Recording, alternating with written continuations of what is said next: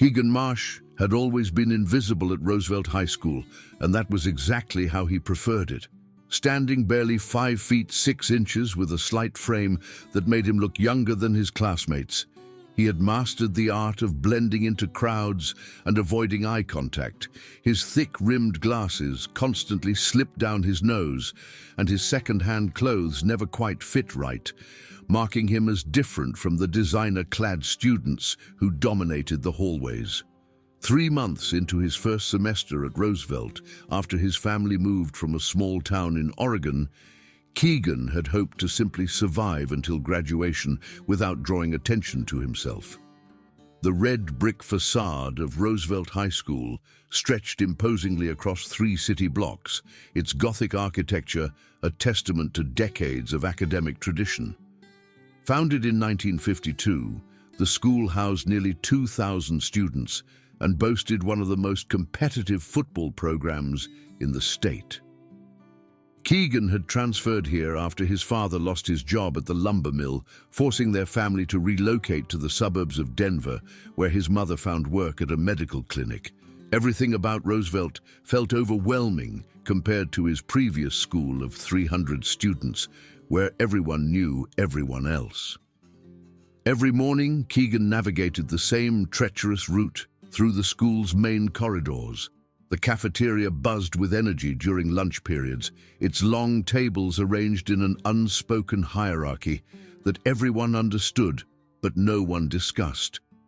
The gymnasium echoed with the sounds of sneakers squeaking against polished floors and the occasional shouts from coaches, but it was the outdoor courtyard behind the science building where Keegan felt most vulnerable, an open space where students gathered between classes with nowhere to hide. On a particularly cold Tuesday morning in October, Keegan first encountered Brixton Wade and his crew. Brixton stood nearly 6 feet tall, with the broad shoulders of someone who had been lifting weights since middle school. His perfectly styled blonde hair and expensive leather jacket made him look like he belonged on a magazine cover rather than sitting in AP chemistry. As the son of a prominent local real estate developer, Brixton had grown up with the kind of privilege that bred entitlement and the belief that the world owed him deference. "Hey, look what we got here," Brixton announced as Keegan tried to slip past their table in the courtyard. "New kid thinks he can just walk through our spot without saying hello." Flanking Brixton were his 2 constant companions, Tanner Mills, a stocky wrestler with arms like tree trunks and a permanent scowl, and Dylan Cross, tall and lean, with the kind of cruel smile that promised trouble. The 3 had been friends since elementary school, their bond forged through shared experiences of getting whatever they wanted through intimidation and their parents' money. Keegan paused, his heart rate quickening as he felt the attention of nearby students shifting toward him. "Sorry, I didn't know this was your table," he mumbled, adjusting his backpack straps nervously. "Everything's our table if we say it is," Tanner laughed, standing up to block Keegan's path. "But maybe we can work something out. You look like you could use some protection around here." Dylan circled around behind Keegan, effectively trapping him. "Yeah, this place can be dangerous for little guys like you. Accidents happen all the time." What none of them knew, what Keegan had never told anyone since moving to Colorado, was that his quiet demeanor masked 8 years of intensive martial arts training. His father had enrolled him in classes when he was 7 after Keegan had been targeted by bullies at his elementary school back in Oregon. Under the tutelage of Master Chen, a former Olympic competitor who had opened a small dojo in their hometown, Keegan had earned his black belt in Taekwondo and had been training in Brazilian Jiu-Jitsu for the past 2 years. But his parents had made him promise when they moved to Colorado that he would avoid any confrontations that might jeopardize his chances of getting into a good college. "I don't want any trouble," Keegan said quietly, his hands remaining relaxed at his sides, despite every instinct telling him to assume a fighting stance. "Smart kid," Brixton nodded approvingly. "Trouble's the last thing you want around here. Tell you what, though, since you're new and don't know how things work, we'll give you a free lesson. Consider it a welcome gift." Without warning, Tanner shoved Keegan backward, sending him stumbling into Dylan, who pushed him forward again. The other students in the courtyard turned to watch, some pulling out their phones to record what they assumed would be another humiliating initiation ritual for the new kid. Keegan caught himself before falling, his muscle memory from years of training automatically adjusting his balance and posture. For a split second, he considered ending this confrontation with a few precise strikes, but his promise to his parents echoed in his mind. Instead, he straightened his glasses and picked up his scattered books. "Good reflexes," Dylan observed with mock admiration.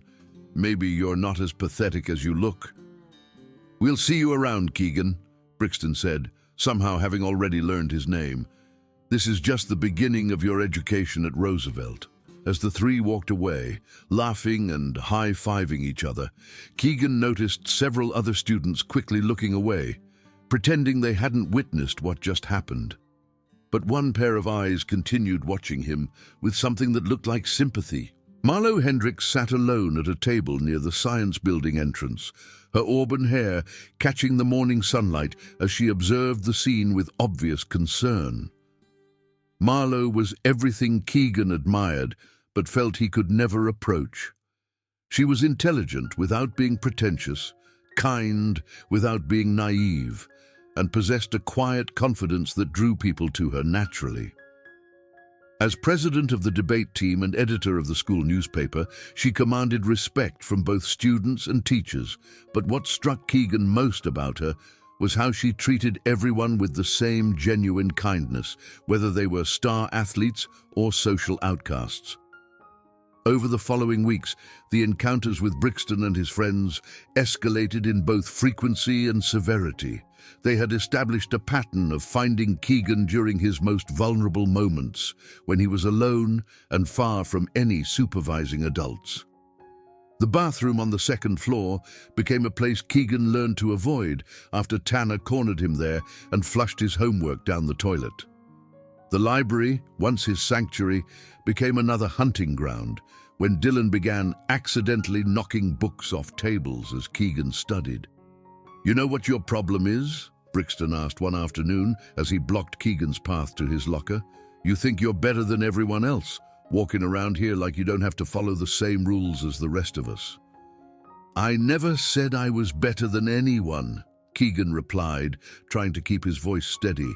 "You don't have to say it. It's written all over your face." Brixton grabbed Keegan's backpack and unzipped it, dumping the contents onto the floor. "Maybe if you learned some humility, people might actually like you." Students walking by slowed their pace to watch, but none intervened.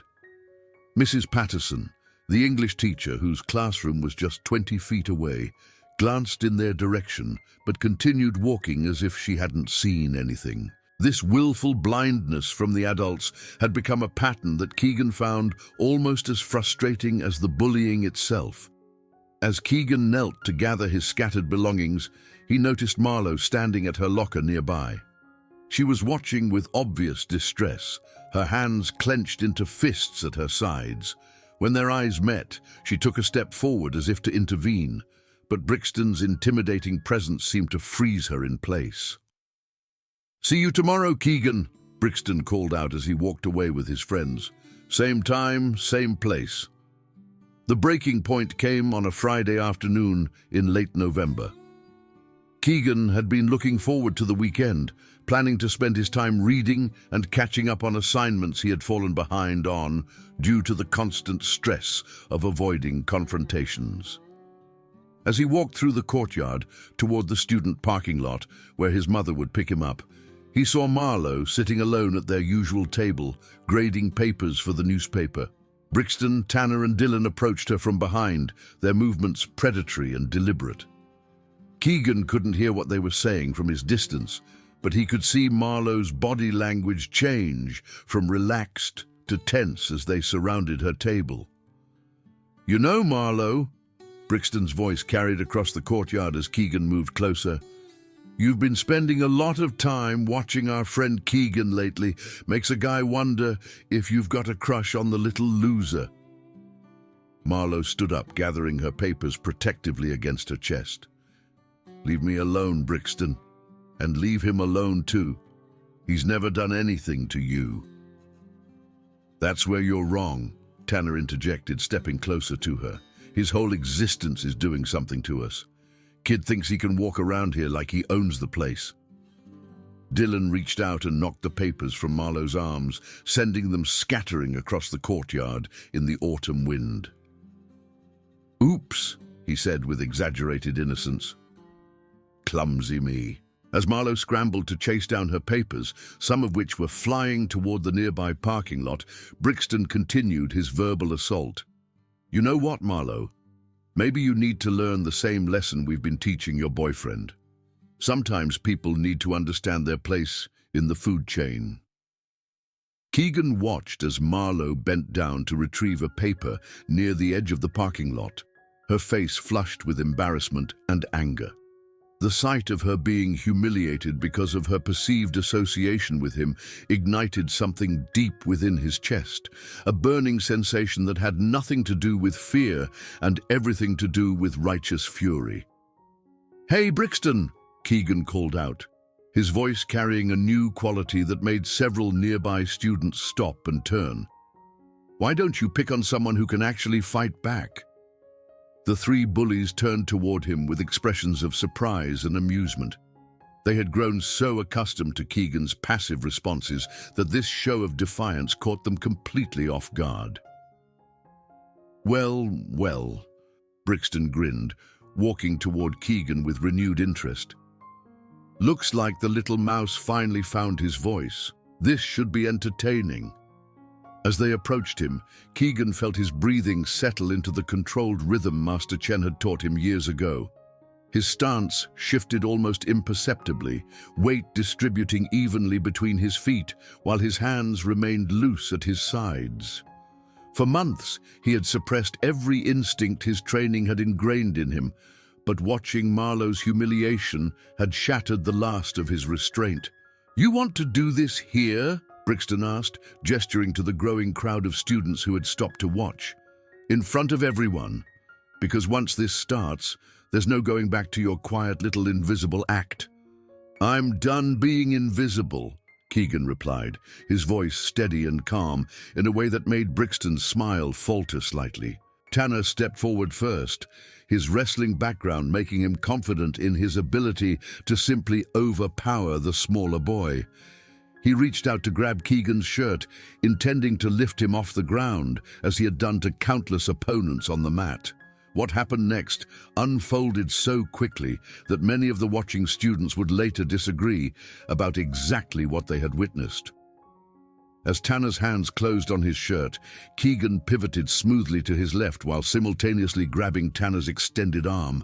Using the larger boy's forward momentum against him, Keegan executed a perfect shoulder throw that sent Tanner flying through the air before landing hard on his back in the courtyard's grass. The crowd gasped collectively, phones appearing from pockets as students began recording what was clearly going to be an unforgettable confrontation. Dylan rushed forward immediately, throwing a wild punch toward Keegan's head that telegraphed his intention from several feet away. Keegan ducked under the punch and responded with a precise uppercut to Dylan's solar plexus, followed immediately by a leg sweep that sent him crashing to the ground beside his still gasping friend. The combination took less than 3 seconds and left Dylan struggling to breathe while clutching his stomach. Brixton stared at his two fallen companions with an expression of complete disbelief. For 3 months, they had been tormenting someone they assumed was helpless, never imagining that their victim possessed the skills and training to defend himself so effectively. "Who are you?" Brixton asked, his voice lacking its usual confidence as he circled Keegan warily. "I'm the same person I've always been," Keegan replied, turning to keep Brixton in sight while maintaining his balanced stance. "The difference is that now I'm not going to let you hurt people I care about." Brixton glanced toward Marlowe, who was standing frozen with her scattered papers clutched against her chest, watching the confrontation with wide eyes. Understanding dawned on his face as he realized that his targeting of her had been the catalyst for this dramatic change in Keegan's behavior. "You think you're protecting her?" Brixton laughed, but there was a nervous edge to his voice now. "All you're doing is making things worse for both of you. Even if you can fight, you can't fight everyone. This school belongs to people like me, and there's nothing you can do to change that." "Maybe," Keegan acknowledged, "but I can make sure you think twice before hurting anyone again." Brixton launched himself forward with the desperate fury of someone whose entire worldview was crumbling around him. He had built his identity around being feared and respected, and Keegan's display of skill threatened everything he believed about power and dominance. But unlike his friend's crude attacks, Brixton had some actual fighting experience from his years playing football and his brief stint in boxing lessons his father had paid for. His punch was better aimed and more controlled, forcing Keegan to block rather than simply evade. The two exchanged several strikes, with Brixton's size and reach advantage allowing him to keep pace initially. But Keegan's superior training and technique began to tell as the fight continued. Every one of Brixton's attacks was met with a precise counter, and soon the larger boy found himself being systematically dismantled by an opponent he had dismissed as harmless. A perfectly timed roundhouse kick to Brixton's midsection doubled him over, and Keegan followed with a knee strike that straightened him up before a final spinning backfist sent him stumbling backward. Brixton caught himself against a tree, blood trickling from his nose as he stared at Keegan with a mixture of fear and grudging respect. "It's over," Keegan announced, his breathing still controlled despite the intensity of the fight. "All of it. You're done picking on people who can't defend themselves." Tanner and Dylan had managed to get back to their feet, but neither showed any interest in continuing the confrontation. They helped support their leader as he wiped blood from his face, the three of them looking like shadows of their former intimidating selves. The crowd of watching students buzzed with excited conversations, many of them still recording with their phones as they processed what they had just witnessed. Several students who had been victims of the trio's bullying in the past looked on with expressions of satisfaction and relief. But as Brixton steadied himself against the tree, Keegan saw something in the other boy's eyes that made him pause. Underneath the anger and humiliation was something that looked almost like gratitude, as if being definitively defeated had lifted a burden from his shoulders that he hadn't even realized he was carrying. "Why didn't you fight back before?" Marlo asked as she approached Keegan, having finally gathered all her scattered papers. "You could have ended this months ago." "Because I didn't want to become like them," Keegan replied, watching as the three former bullies limped away across the courtyard. "Fighting should always be the last resort, never the first option." As word of the confrontations spread throughout Roosevelt High School over the weekend, Keegan found himself facing a completely transformed social landscape when he returned on Monday morning. Students who had previously avoided eye contact now nodded respectfully as he passed, while others approached him to share their own stories of being targeted by Brixton's crew. The trio of former bullies maintained a careful distance from Keegan. Their entire demeanor changed from predatory confidence to wary caution. Brixton, in particular, seemed to have undergone a profound transformation, no longer strutting through the hallways like he owned them, but walking with the measured gait of someone who had learned the difference between respect and fear. During lunch period, Keegan found himself sitting at a table in the courtyard, surrounded by students who wanted to hear his story and express their gratitude for finally standing up to the school's most notorious bullies. But his attention kept drifting to Marlo, who sat nearby grading papers with a small smile playing at the corners of her mouth. "You know," she said as the crowd around their table began to disperse, "I've been thinking about what you said. About fighting being the last resort. What about it?" "I think there's wisdom in waiting until something really matters before you take a stand. It makes the stand mean something more." Keegan nodded, understanding that she was talking about more than just physical confrontations. Throughout his months of enduring humiliation and abuse, he had been learning valuable lessons about patience, self-control, and the true meaning of strength. Fighting back when he had nothing to lose would have been easy, but waiting until someone else was in danger had required real courage. As the weeks passed, Roosevelt High School settled into a new equilibrium.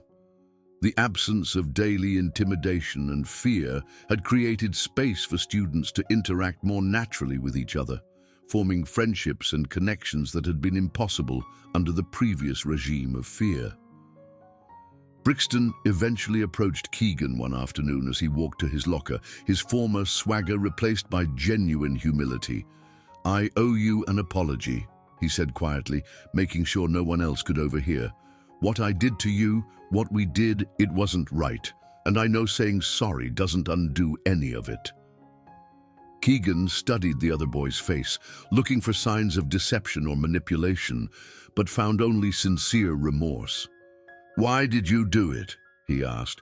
"You had everything anyone could want. Why did you need to make other people miserable?" Brixton was quiet for a long moment, struggling to find words for feelings he had never examined before. "I think I was afraid," he finally admitted. "Afraid that if I wasn't the toughest, the scariest, the most important person in every room, then I'd be nothing at all. But beating you showed me that being feared isn't the same as being respected, and it's definitely not the same as being happy." As spring arrived and Keegan's first year at Roosevelt High School drew toward a close, he reflected on how much his life had changed since that cold October morning when he first encountered Brixton in the courtyard. The quiet, invisible boy who had tried so hard to avoid conflict had discovered that sometimes the only way to find peace was to be willing to fight for it. But more importantly, he had learned that true strength came not from the ability to defeat others, but from the wisdom to know when fighting was necessary and when it was not. His months of enduring abuse had taught him patience and empathy, while his final confrontation had taught him that standing up for others was often more important than protecting yourself. The yellow bucket that had once contained Marlowe's scattered papers now sat in the corner of the newspaper office, repurposed as a recycling container. Every time Keegan saw it, he was reminded of the moment when everything changed, when he chose to step forward instead of remaining invisible, when he decided that some things were worth fighting for.